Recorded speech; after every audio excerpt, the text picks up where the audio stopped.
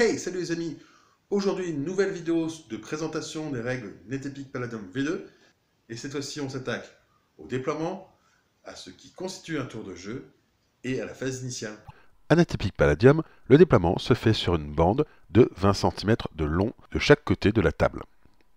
En effet, vous devez avoir 40 cm entre votre zone de déploiement et la ligne médiane de la table. On parle ici du déploiement standard, même si nous sommes en train de réaliser d'autres méthodes de déploiement qui arriveront bientôt. Ainsi, sur cette table de jeu, on remarque que le déploiement a lieu à 20 cm du bord de table, ici et ici. Le déploiement NetEpic se fait de façon cachée. Cela permet d'avoir une plus grande profondeur tactique puisque vous devrez passer vos troupes sans connaître la position des troupes adverses. On peut considérer que sur une bataille, les généraux ne vont pas placer leurs troupes au fur et à mesure, mais ils vont, avant d'arriver sur le champ de bataille, déjà donner des ordres de déploiement. Là où sur des escarmouches, ça paraît assez logique que le déploiement se fasse aussi en fonction de ce que fait l'adversaire, sur des grandes batailles, c'est beaucoup moins le cas. Et quelque part, le redéploiement, c'est le tour 1, quoi. Alors, vous allez me dire, ouais, mais façon cachée, c'est un peu compliqué. Alors, pas vraiment. Donc là, vous avez une table sans le cache, et maintenant, je vais vous faire voir la façon dont moi, je procède pour cacher le déploiement. Vous allez voir, c'est super cher.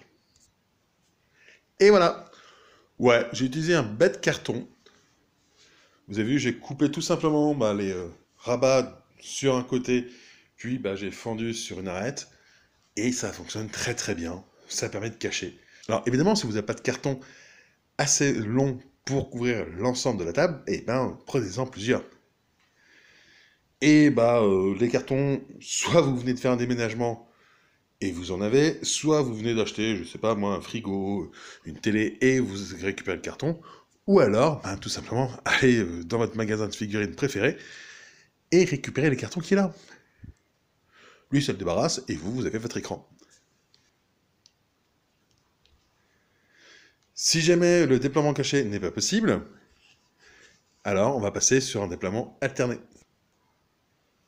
Une fois le déploiement terminé, on va procéder à la capacité infiltration, c'est-à-dire que les figurines qui vont avoir cette capacité vont pouvoir se déplacer de leur mouvement soit de charge pour l'infanterie, soit de leur mouvement normal pour les autres unités, leur permettant ainsi de prendre une meilleure position sur la table avant le début du combat. Alors maintenant que le déploiement est fait, on va voir comment est décomposé un tour de jeu au sein de NetEpic Palladium V2. Un tour de jeu au sein de NetEpic Palladium V2 se décompose en 4 phases. La phase initiale, la phase de mouvement, la phase de combat et la phase finale. Ouais, je vous assure, on a réfléchi vachement longtemps pour trouver les deux.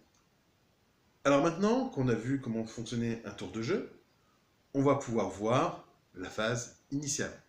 Au tout début de la phase initiale, les joueurs vont pouvoir jouer leur arrivée hors table, à condition évidemment qu'ils en aient, parce que sinon, ils ne vont pas pouvoir le faire. Là, on va partir du principe que les deux joueurs ont des arrivées hors table et qui veulent les jouer sur ce tour-ci. A noter qu'à NetEpic, vous pouvez très bien retarder autant que vous voulez votre arrivée hors table et par exemple décider de les faire arriver, je sais pas moi, au tour 5. Bon, il y a de fortes chances que la partie soit finie d'ici là et que vos troupes aient servi à rien, mais vous avez le droit de le faire. Alors, imaginons que nous soyons dans un cas où effectivement il y a des arrivées hors table. Eh bien, les deux joueurs vont jeter chacun un dé et celui qui obtient le plus haut score va commencer par faire arriver son premier détachement hors table. On va regarder ici la téléportation, la frappe en profondeur, elle fonctionne à peu près de la même façon. Il y a d'autres arrivées hors table qui dépendent pour le coup des différents codex. Ces règles-là sont expliquées dans les codex concernés, mais là on va s'intéresser au cas général, à savoir la téléportation ou la frappe en profondeur. Alors imaginons, premier exemple, que je désire faire apparaître en frappe en profondeur des aigles chasseurs. Alors pour faire une frappe en profondeur, pour les aigles chasseurs, je vais commencer par choisir un point n'importe où sur la table. Admettons par exemple celui-ci, où je vais passer un premier socle. Une fois ce premier point choisi, je vais effectuer une double déviation de 2d6 cm à chaque fois. Pour ceci, j'utilise d'abord un dé de déviation, comme celui-là, qui contient donc 2 faces hit et 4 faces avec des flèches. Et après, je lance le dé 6 cm. Là, j'obtiens une flèche et 6 sur les 2 dés. Je vais donc déplacer le socle de 6 cm en direction de la flèche.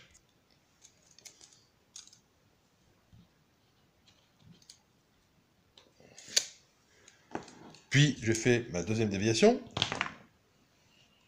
Là, j'obtiens 6 cm de nouveau dans une autre direction.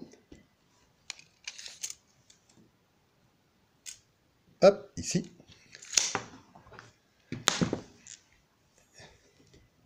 Et me voici donc avec mon point d'arrivée final. Le premier socle d'aigle chasseur doit se trouver sur ce point-là. Les 3 autres socles d'aigle chasseur, puisqu'il y en a 4 dans le détachement, doivent se trouver en cohésion de formation avec le premier socle. C'est-à-dire qu'il doit être à 6 cm de centre à centre du premier socle.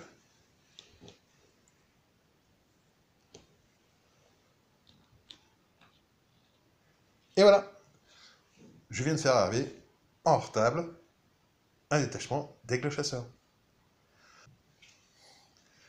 À noter que dans le cas de téléportation, cela est plus précis et vous ne faites qu'une seule déviation de 2d6 cm.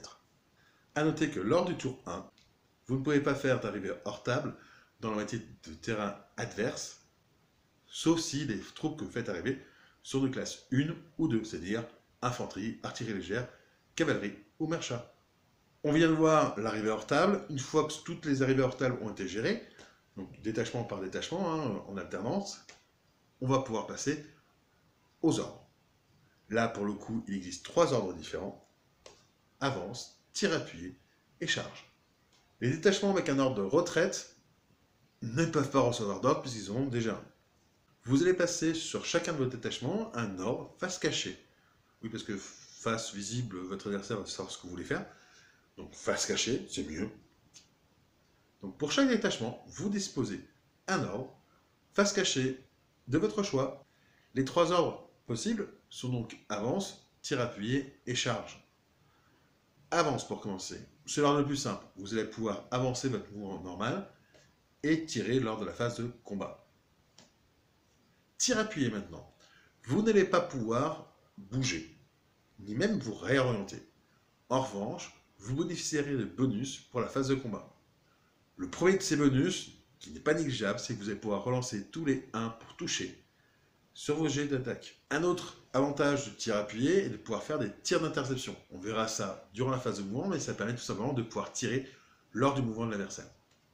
Enfin, il y a 2 règles spéciales.